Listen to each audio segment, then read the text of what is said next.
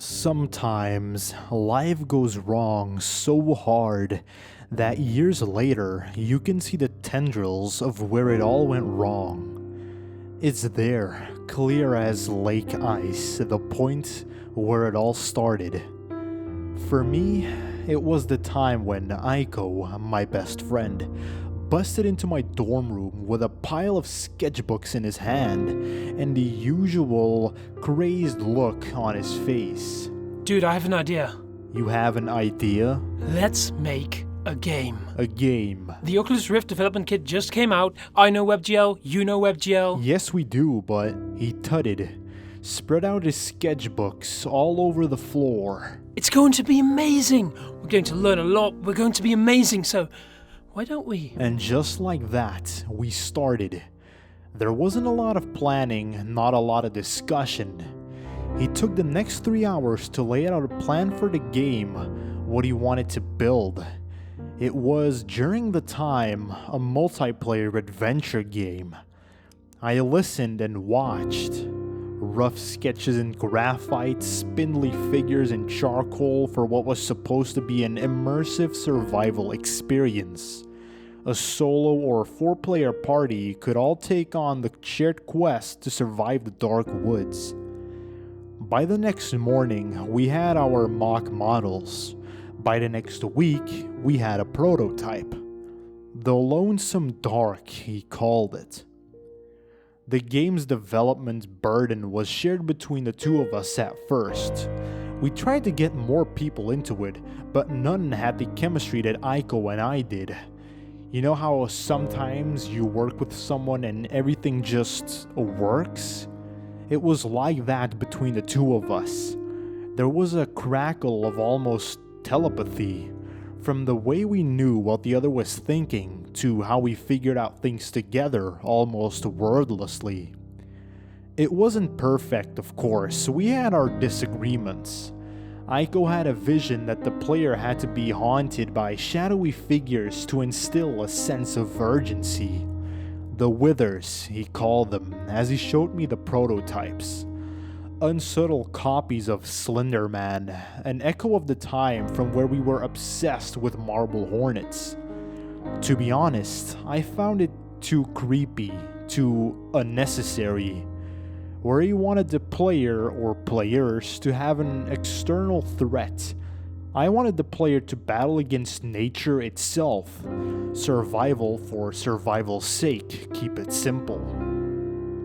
The other issue came by when I turned up at his dorm and found him asleep with his head stuck on the desk at noon. Globs of sticky old energy drinks stuck to his hair across his face. I tapped on his shoulders gently, tried to bump him awake. He jolted, looked up at me, and then shook his head. "Dude, you alright there?" He mumbled for a while as his eyes slowly woke. Oh, Jesus.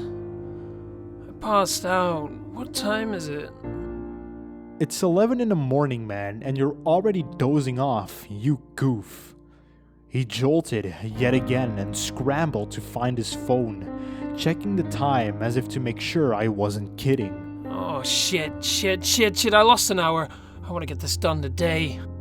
"Wait, have you even slept?" He cast a sideways glance at me, then looked away. It's fine, man. Work won't do itself. I need to get things done. "You need to rest, Aiko. What we're making is good, but it's not worth your health." He waved his hands and pointed to his terminal. I sat beside him, my mouth agape. Overnight, Aiko had refactored the netcode, created models for the forest flora, optimized rendering so that it ran 10 FPS more on our baseline machines. Usually, a week's worth of work, but he had finished it all neatly, cleanly, the way it was done, as if it was to be done perfectly. Over a span of a night, Aiko had lapped me twice. "Nice," I said, as he winked at me with a flourish. "You brilliant, wonderful asshole."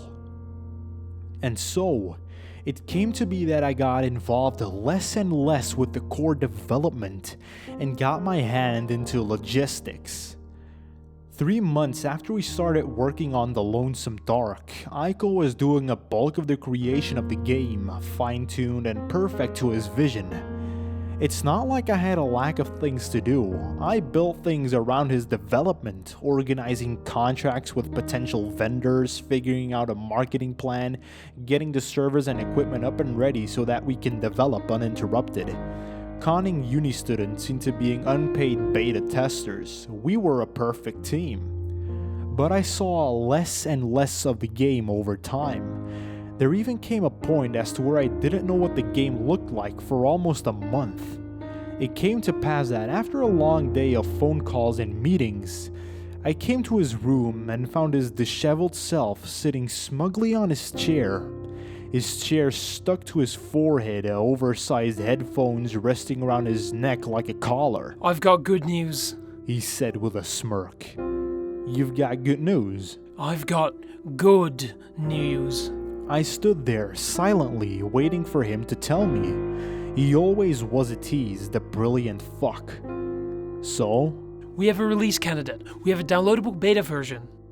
I stood there, gawping. No way. There was no way. It was near improbable to have a working build of the game at this stage. No, it was humanly impossible, and as brilliant as Ayme was, he surely wouldn't without a mind-boggling amount of effort. It's here, he said, as he plugged the USB stick into my computer. It's called The Lonesome Dark.exe. You have the SDK on your computer, right? Of course, but... Just play it, go see what we made. And so, I goggled, plugged myself in, went through the immaculate start menu.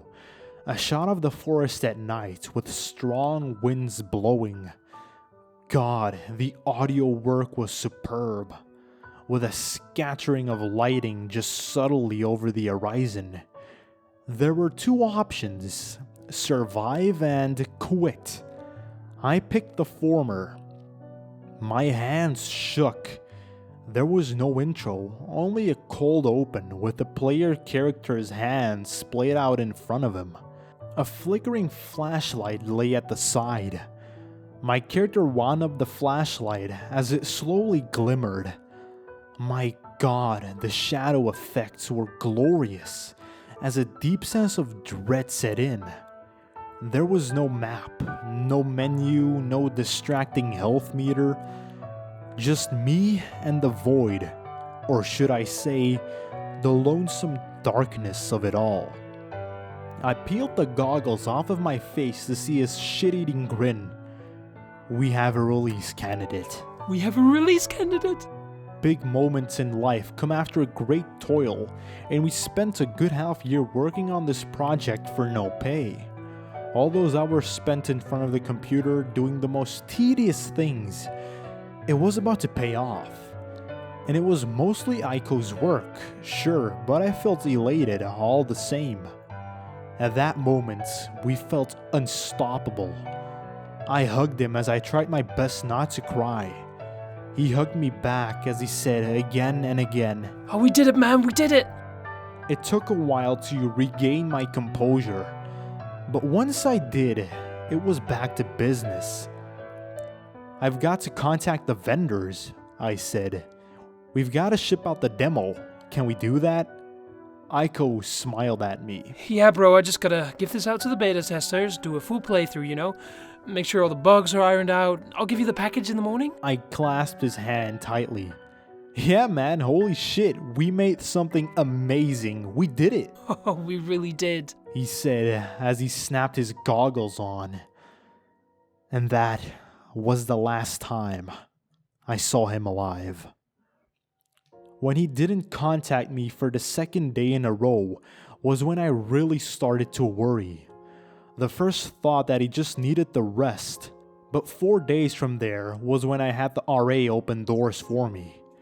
The RA shrugged. The neighbors had been complaining of a smell.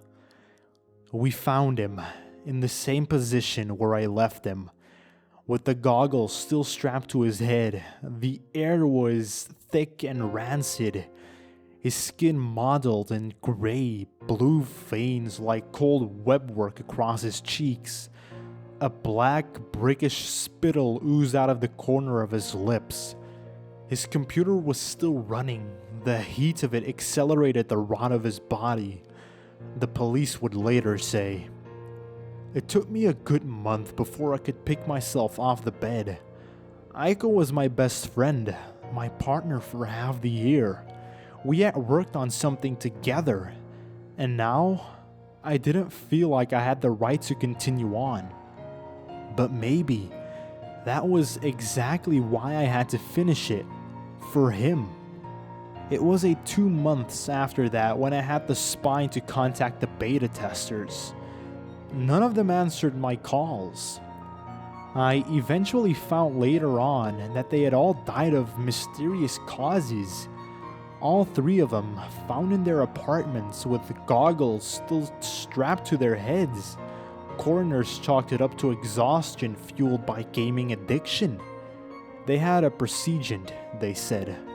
The start of a social problem oncoming, they said. Happens all the time in China. But I knew better. I know better.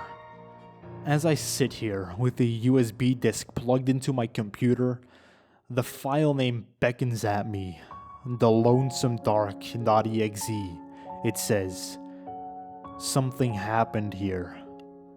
All those times I was doing something else. What had Aiko been working on? What did he create? While he slaved away, sleepless, with the light of the terminal on his face, what was he making? The unusual zeal he had to finish it, the obsession he had with completing the game, what was on his mind? I'm going to play it tonight.